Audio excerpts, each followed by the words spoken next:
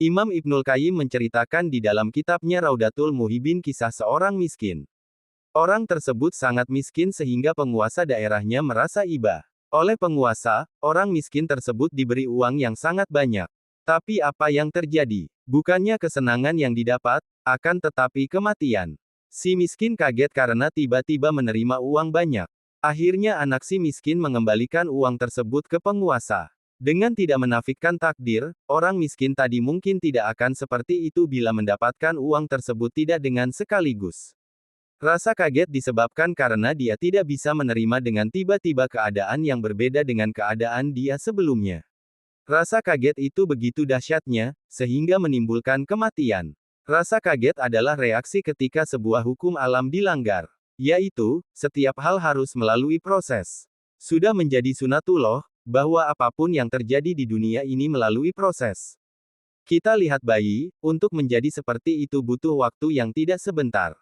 Dari setetes mani yang bertemu dengan sel telur, kemudian menjadi embrio, dan seterusnya. Semua itu mempunyai rahasia dan hikmah, yang bisa kita ungkap dengan cara berpikir dan merenunginya.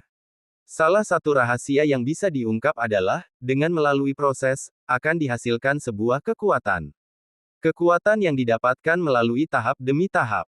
Kekuatan yang didapatkan melalui proses pasti lebih permanen bila dibandingkan dengan yang didapatkan secara instan. Dengan melalui proses, kita juga dapat belajar. Sama seperti kekuatan, hasil belajar yang didapatkan dengan proses pasti lebih permanen bila dibandingkan dengan cara instan. Hakikat hidup adalah proses. Dari yang tidak ada menjadi ada.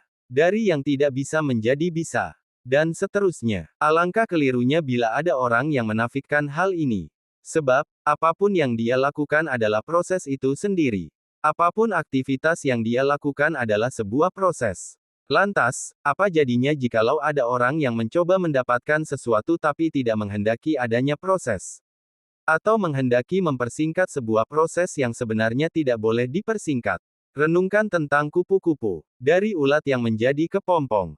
Kemudian menjadi kupu-kupu. Semua adalah proses yang dijalaninya sendiri yang sifatnya berurutan dan harus tuntas. Segenap proses itu berakhir dengan keluarnya kupu-kupu dari kepompong. Tapi proses yang terakhir inilah yang paling penting. Ketika kita mencoba mengeluarkan kupu-kupu itu dari kepompongnya, matilah ia. Sepertinya terlalu berlebihan kalau mengatakan orang yang tidak menghendaki proses atau mempersingkat proses seperti kupu-kupu yang mati tadi.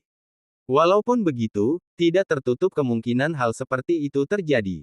Bentuknya bisa beraneka ragam, bisa sebuah kegagalan, frustasi, dan hal negatif lainnya. Coba Anda renungkan mengapa hal ini terjadi. Nah, kalau sudah seperti itu, dapat disimpulkan bahwa proses sangatlah penting. Oleh sebab itu, harus dijalankan walaupun kadang terasa berat. Jangan ditinggalkan kalau ingin mendapatkan hasilnya. Semoga dengan itu, semakin bertambah kedewasaan dan kebijaksanaan kita.